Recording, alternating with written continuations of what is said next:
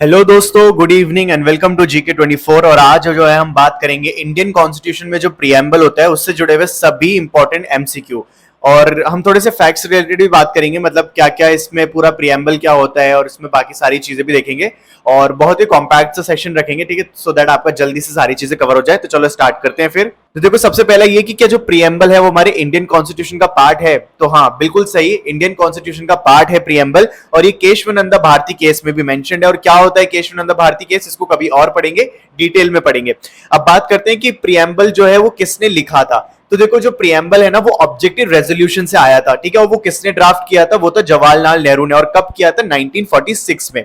आगे बात करते हैं, how many preamble does the Indian Constitution have? That is very obvious question. Obviously one preamble we have, ठीक है। इसके अलावा और क्या है, हमारे 22 पार्ट से 12 शेड्यूल से 448 आर्टिकल्स है हमारे इंडियन कॉन्स्टिट्यूशन में आज की डेट में, ठीक है। What is the most important word in the preamble of India? तो देखो, वैसे तो किसी भी एक पर्टिकुलर वर्ड को मोर इंपॉर्टेंस नहीं दी गई है, लेकिन एक वर्ड है हमारे प्रियम्बल में, वो बहुत ज्यादा इंपॉर्टेंट है और पावरफुल भी है, और वो है we the people of India, ठीक है। आगे बात करते हैं, why do we need a preamble? तो देखो, प्रियम्बल हमें क्यों चाहिए? सो दैट हमारे जितने भी कॉन्स्टिट्यूशन के फीचर्स हैं, जो मेन हाईलाइट्स है, वो सारे के सारे उसमें दिखाते हैं। जस्ट लाइक एनी बुक के अंदर सबसे पहले हम देखते हैं तो प्रीफेस होता है ना, इंडेक्स होती है, तो हम उसको देख के समझ जाते हैं इस बुक में क्या क्या कंटेंट है। तो उसी तरीके से प्रियम्बल जो है हमारे कॉन्स्टिट्यूशन का सारा कुछ है ना, हमें हाईलाइट करके बता देते हैं क्या क्या फीचर्स होने वाले हैं, ठीक है। In which case did the Supreme Court declares passed judgment that preamble is not a part of Indian constitution. तो देखो, ऐसा कौन से वाले जजमेंट में सुप्रीम कोर्ट ने कहा था कि प्रियम्बल जो है इंडियन कॉन्स्टिट्यूशन का पार्ट नहीं है? तो एक केस था जिसका नाम है बेरुबारी केस, जो 1960 में हुआ था। उसने सुप्रीम कोर्ट में कहा था कि जो प्रियम्बल है वो इंडियन कॉन्स्टिट्यूशन का पार्ट नहीं है। अच्छा, क्या था बेरुबारी केस, वो मैं आपको थोड़ा सा बता देता हूं, लेकिन कभी डेडिकेटेड वीडियो बनाएंगे इसके ऊपर, सो दैट आपको पता चले। बहुत इंटरेस्टिंग है। तो देखो, क्या हुआ था, जब इंडिया और पाकिस्तान का विभाजन हुआ था, पार्टीशन हुआ था, तो उसके वक्त क्या था कि जैसे आपको पता होगा, बांग्लादेश ना पहले ईस्ट पाकिस्तान कहलाया जाता था, ठीक है। तो जब टेरिटरी बन रही थी ना, तो कुछ पार्ट जो है इधर चला गया था और कुछ पार्ट इधर चला गया था। तो वेस्ट बंगाल में एक जगह है बेरुबारी करके, उसके ऊपर ये जो पूरी है ना, मतलब केस था कि ये बेरुबारी का जो केस है वो इंडिया को मिलना चाहिए या फिर ईस्ट पाकिस्तान को मिलना चाहिए। तो वो फिर आगे चल के वो बांग्लादेश बना। तो ये सारी स्टोरी इसके अंदर बहुत इंटरेस्टिंग है, मैं कभी आपके लिए लेकर आऊंगा। चलो अभी आगे चलते हैं। अब देखो, प्रियम्बल के अंदर ना कुछ फीचर्स हैं जो आपको जब आप पढ़ोगे तो आपको समझ में आएगा, ठीक है। वो क्या क्या रिप्रेजेंट करते हैं, उसके अंदर हर एक वर्ड जो है, हर एक सेंटेंस जो है कुछ रिप्रेजेंट करता है। तो सबसे पहले एक जो है we the people of India, वही रिप्रेजेंट करता है कि हमारा जो इंडियन कॉन्स्टिट्यूशन का सोर्स है वो क्या है, ठीक है। तो उसमें लिखा हुआ है कि we the people of India are the source and the ultimate authority, ठीक है। उसके बाद है ना, प्रियम्बल ऑफ इंडिया को जब आप पढ़ते हो तो उसमें ये समझ में आता है कि इंडियन स्टेट का नेचर क्या है। तो preamble of India tags India as a sovereign, secular republic, secular and democratic nation. तो ये सारे के सारे जो वर्ड्स है, ये हमारे इंडिया को रिप्रेजेंट करते हैं कि हमारा इंडिया कैसा एक पूरा मतलब यूनियन है, कैसा एक पूरा कंट्री है, ठीक है। सोवरेन है हम लोग, सेक्युलर है, रिपब्लिक है और डेमोक्रेटिक नेशन है। आगे बात करते हैं, जब आप प्रियम्बल को पढ़ोगे तो उसमें समझ में आएगा objective of the nation constitution, मतलब कि क्या ऑब्जेक्टिव है। तो देखो, हमारे ऑब्जेक्टिव क्या है, justice, liberty, equality and fraternity. ये सारे के सारे हमारे ऑब्जेक्टिव माने जाते हैं प्रियम्बल ऑफ इंडिया के। फिर इसके बाद आती है बात कि अडॉप्शन डेट क्या थी कॉन्स्टिट्यूशन ऑफ इंडिया की, ये भी आपको प्रियम्बल देख के पता पड़ता है। तो वो है नवंबर 26, 1949 को क्या है, इंडियन कॉन्स्टिट्यूशन ने अडॉप्ट किया था, ठीक है। इंडियन कॉन्स्टिट्यूशन को अडॉप्ट किया गया था। आगे चलते हैं। अब आ जाता है आपके सामने पहला क्वेश्चन। तो which of the following word has not been written in the preamble of the Indian constitution? अभी आपने देखा होगा प्रीवियस स्लाइड के अंदर, जहां पे कुछ वर्ड्स दिए हुए थे जो हमारे इंडियन कॉन्स्टिट्यूशन को रिप्रेजेंट करते हैं, ठीक है, कि हमारी कंट्री कैसी है। तो यहाँ पे सॉवरेन है, बिल्कुल सही। सोशलिस्ट है, बिल्कुल सही। डेमोक्रेटिक है, बिल्कुल सही। तो इसका आंसर हो जाएगा इंडियंस। इंडियन जैसा वर्ड कुछ भी नहीं लिखा हुआ प्रियम्बल में, तो यस, आपका आंसर हो जाएगा ऑप्शन नंबर डी। आगे चलते हैं, विच of the following statement is not true? चलो आगे देखते हैं क्या क्या है इसके अंदर। तो देखो, सबसे पहले the date of implementation of Indian constitution is November 26, 1949। नहीं, ऐसा नहीं है, अडॉप्शन की डेट है ये तो, ठीक है। इसके बाद देखते हैं, the secular word has been added by the 42nd amendment. बिल्कुल सही है। द 42nd अमेंडमेंट जो है वाज डन इन 1976। बिल्कुल सही है, और इसको मिनी कॉन्स्टिट्यूशन भी कहा जाता है। और इसके अलावा जो ऑप्शन नंबर डी है वो है social, economic and political justice has been taken from Russian revolution Indian constitution. ये भी सही है। तो यहाँ पे जो आपका आंसर हो जाएगा वो हो जाएगा ऑप्शन नंबर ए। आगे चलते हैं, देखो जो नवंबर 26 1949 है उस दिन क्या हुआ था, कॉन्स्टिट्यूंट असेंबली ने अडॉप्ट किया था कॉन्स्टिट्यूशन ऑफ इंडिया को, लेकिन ये कब आया था इफेक्ट में, यानी कब इंप्लीमेंट हुआ था, तो देखो यहाँ पे जो है 26 जनवरी 1950 को इंप्लीमेंट हुआ था। ध्यान रखना, बहुत ज्यादा इंपॉर्टेंट क्वेश्चन है कि ठीक है, इंडियन कॉन्स्टिट्यूशन जो है कब तो अडॉप्ट किया गया था, अडॉप्ट करने की डेट है 26 नवंबर 1949 और जो इंप्लीमेंट किया था वो तो 26 जनवरी 1950। आगे चलते हैं। Which statement is not correct in case of sovereign India? तो देखो सबसे पहले मैं आपको ना sovereign India की एक बार बताता हूँ कि इसका मतलब क्या होता है। तो देखो जब हम प्रियम्बल पढ़ रहे थे ना अभी, तो उसमें लिखा हुआ था ना कि we the people of India is the highest authority. जब उसमें बात की गई थी कि इसमें सबसे इंपॉर्टेंट वर्ड क्या है, तो उसमें लिखा हुआ था ना we the people of India. तो इंडिया में यही बोला जाता है कि इंडिया जो है आज की डेट में इंडिपेंडेंट कंट्री है, वो किसी भी दूसरी कंट्री पे डिपेंड नहीं करती। किसी भी दूसरे देश का चाहे प्रधानमंत्री हो, प्रेसिडेंट हो, हमें उससे कोई मतलब नहीं है। अगर हमारे देश में कोई आकर ये बोले, कोई भी दूसरे देश का प्रधानमंत्री, प्रेसिडेंट, कि तुम्हारे देश के अंदर, इंडिया के अंदर ये वाली पॉलिसी अप्लाई करो या फिर ये पॉलिसी इंप्लीमेंट करो, तो हम नहीं करेंगे। भाई हमारी मर्जी होगी तो हम करेंगे, हमारा इंडिया, राइट। तो इस वजह से जो है इंडिया को सोवरेन इंडिया कहा जाता है, क्योंकि ये किसी भी दूसरी कंट्री पे डिपेंडेंट नहीं है। We the people of India is the highest authority in India, ठीक है। We the people of India मतलब इंडिया जो है उसके लोगों से चलती है, ठीक है, और लोगों को रिप्रेजेंट कौन करता है? Indian government. तो इसीलिए कहा जाता है इंडिया जो है सॉवरेन इंडिया। अब देखते हैं ऑप्शन क्या क्या यहाँ पे जो है इस क्वेश्चन में आपको बताना है कौन सा स्टेटमेंट इनकरेक्ट है, ठीक है। तो India is not dependent on any country, बिल्कुल सही है। India is not a colony of any other country, बिल्कुल सही है। इंडिया बिल्कुल अलग एक पार्ट है, ठीक है, किसी भी कॉलोनी का पार्ट नहीं है, बिल्कुल। India can give any part of its country to any other country, yes, हो सकता है, बिल्कुल पॉसिबल है। India is oblige to obey the United Nation in its internal affair, नहीं, ऐसा बिल्कुल भी नहीं है कि ओबे करना ही करना है, ऐसा नहीं है, ठीक है। तो आपका आंसर हो जाएगा option number D.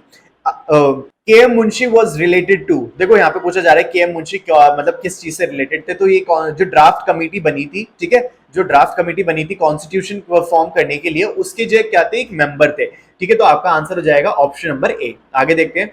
Which year is related to Berubari case, तो आपको बताया था ना अभी 1960 में हुआ था बेरुबारी केस, ठीक है। तो यहाँ पे ऑप्शन नंबर डी हो जाएगा। What is the true meaning of secular? Secular का मतलब क्या है? जैसे आपने देखा था अभी प्रियम्बल में लिखा हुआ था एक वर्ड सेक्युलर, तो उसका मतलब क्या है? तो यहाँ पे आपको चार ऑप्शन दे रखे हैं कि जितने भी रिलीजन है वो सारे के सारे इक्वल है गवर्नमेंट की नजर में, बिल्कुल सही, ठीक है। इसके बाद है option number B, special importance to a religion related to minorities, ऐसा बिल्कुल भी नहीं है, कभी भी किसी को स्पेशल इंपॉर्टेंस नहीं दी जाती इन टर्म्स ऑफ रिलीजन। इसके बाद है C, one religion is prompted by the government, नहीं, ऐसा कभी नहीं होता। तो ऑप्शन नंबर डी है नन ऑफ द फॉलोइंग, ऐसा भी बिल्कुल भी नहीं है। जो ऑप्शन नंबर है ना वो बिल्कुल सही है।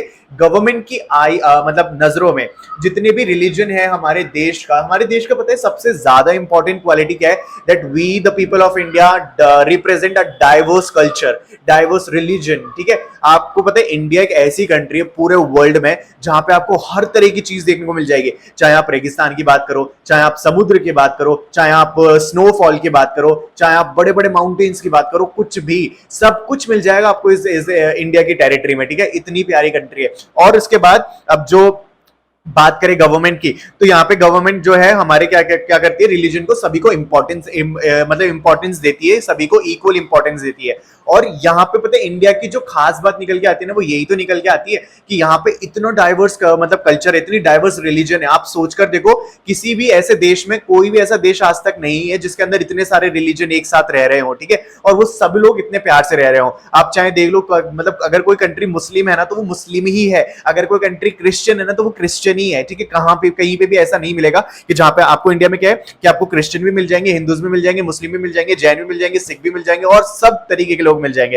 And that's what makes our country beautiful, lovable and the most amazing country in the world. अगर पसंद आई हो तो प्लीज वीडियो को लाइक करना और कमेंट करके बताना अबाउट योर थॉट्स। चलो आगे चलते हैं।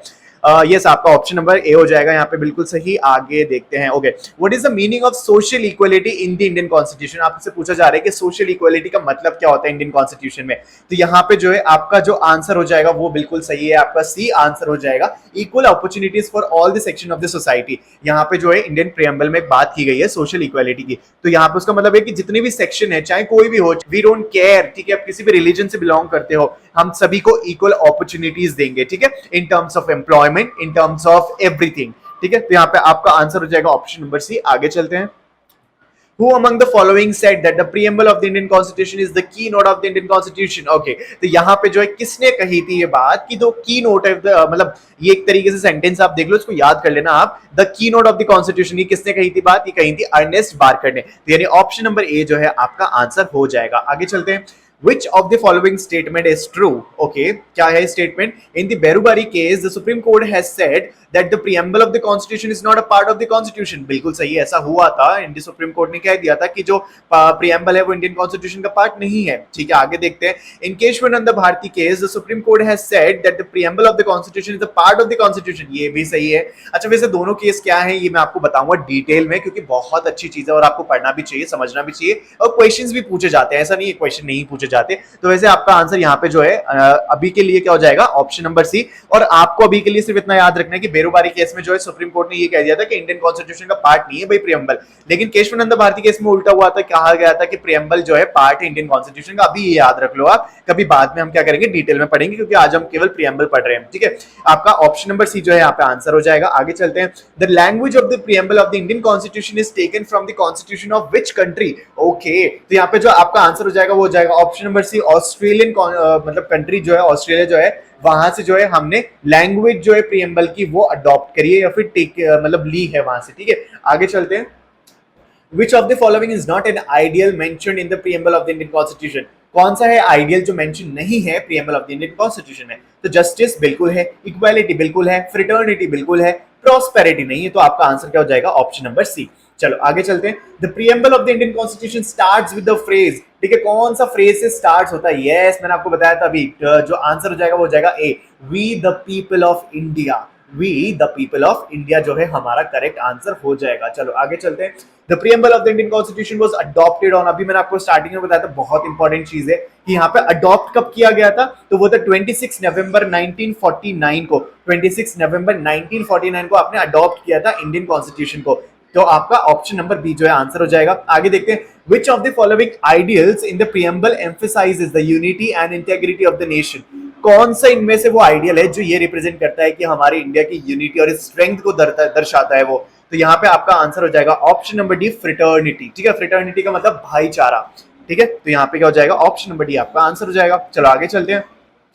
The preamble of the Indian Constitution reflects the influence of which historical document? मतलब आपका जो preamble है ना, वो इंडियन कॉन्स्टिट्यूशन का जो है उसके अंदर कोई ना कोई ऐसा हिस्टोरिकल डॉक्यूमेंट है जो बहुत इन्फ्लुएंस करता है उसको। ठीक है, मतलब उससे इन्फ्लुएंस होकर कहीं ना कहीं हमने उसमें से चीजें भी ली हैं। तो यहाँ पे जो है आपका आंसर हो जाएगा यूएस कॉन्स्टिट्यूशन। यूएस कॉन्स्टिट्यूशन का जो है हमने वहां से काफी सारी चीजें जो है इन्फ्लुएंस होकर हमारे प्रियम्बल में एड ऑन करी है, या फिर आप कह सकते हो उनसे इंस्पायर हुए हैं। ठीक है, तो यहाँ पे जो है आपका आंसर हो जाएगा ऑप्शन नंबर ए। तो यस, इतने ही थे question preamble of Indian constitution से, और ये थे वो क्रीम क्वेश्चंस जो आपको करने ही करने हैं यार। इनको तो कर ही लेना, 15 क्वेश्चंस तो हैं। ठीक है, और बाकी का जो हमने डिस्कस किया स्टार्टिंग में वो सब कर लेना, and that's where you done with your preamble. ठीक है, तो आई होप आपको वीडियो अच्छी लगी होगी। अगर अच्छी लगी है तो please hit the like button, subscribe to our channel for more such videos, and I will meet you tomorrow with another session जहां पे हम बात करेंगे ऐसे किसी टॉपिक के बारे में जो आपकी प्रिपरेशन को बनाए और ज्यादा स्ट्रॉन्ग। तो चलो मैं चलता हूँ, फिर आपसे मिलता हूँ फिर जल्दी।